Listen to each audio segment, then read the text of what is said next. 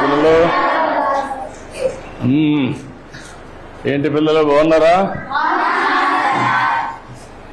కూర్చుంటారా?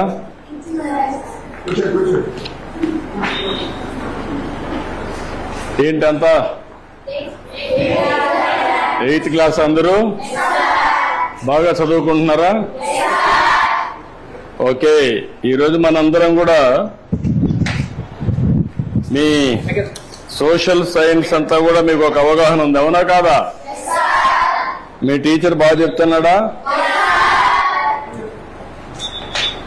ఓకే, ఈ సంవత్సరం మీరంతా కూడా 8వ తరగతిలో సోషల్ సైన్స్ చదువుకుంటున్నారు. ఇప్పుడు మనం ఈరోజు ఒక పని చేద్దాం. సిద్ధంగా ఉన్నారా? అందరూ అటెన్షన్ లో ఉన్నారా? వేరే ఎక్కడ ఆలోచనలు ఉన్నాయా? మళ్ళా నేను అడిగి చెప్పగలుగుతారా? నేను చెప్పింది యాజ్ ఇట్ ఈజ్ మీరు చెప్పాలి, సరేనా? సిద్ధమేనా? ఓకే, మొదటి టాపిక్. ఎవరన్నా హోంవర్క్ చేసుకొని వచ్చారా? చదువుకున్నారా ఈ సబ్జెక్టు? అయితే నేను బ్రీఫ్ గా చెప్తాను. చెప్పిన తర్వాత మీరు ఏదైనా అడిగితే సమాధానం కూడా చెప్పాలి. చెప్తారు కదా? ఓకే, మొదటి సబ్జెక్ట్ వచ్చి మనకు వనరులు. వనరుల గురించి మనకు ఒక చిన్న కథ. మోనా, రాజు తమ ఇంటిని శుభ్రపరుస్తూ వాళ్ళ తల్లితో గడుపుతూ ఉంటారు. అప్పుడు ఈ బట్టలు, పాత్రలు, ఆహార ధాన్యాలు, దువ్వెన్లు, తేనె సీసా, పుస్తకాలు చూడండి. వీటిలో ప్రతి ఒక్క దానికి ఉపయోగం ఉంటుంది అనింది. ఎవరు? మోనా చెప్పింది. అందుకే అవి ముఖ్యమైనవి, ఇవి అన్ని కూడా వనరులు అని ఎవరు చెప్పారు? అది అయిన తర్వాత వనరులు అంటే ఏంటి అని రాజు వాళ్ళ అమ్మని అడిగాడు.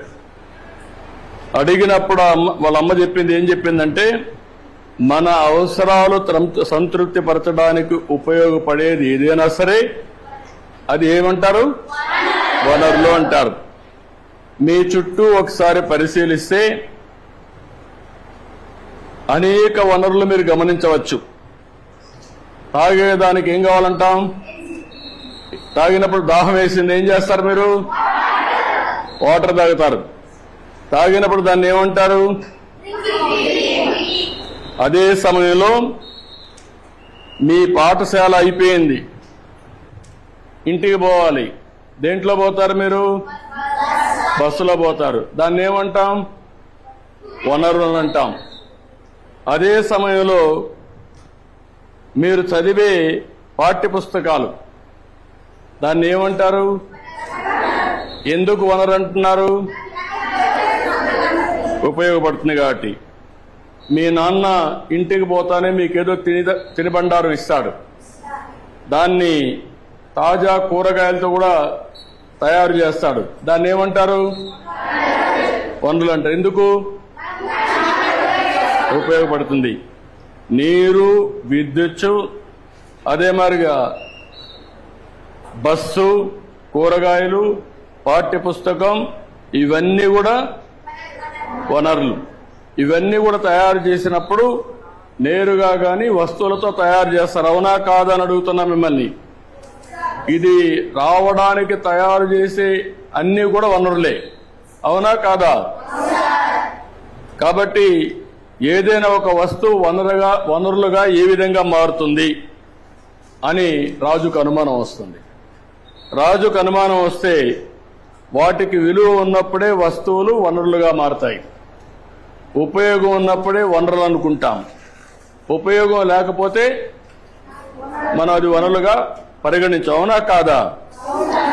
అంటే విలువ ఉంటేనే వనరులు, విలువ లేకపోతే అది వనరులు కాదనేది మన అభిప్రాయం, అవునా కాదా?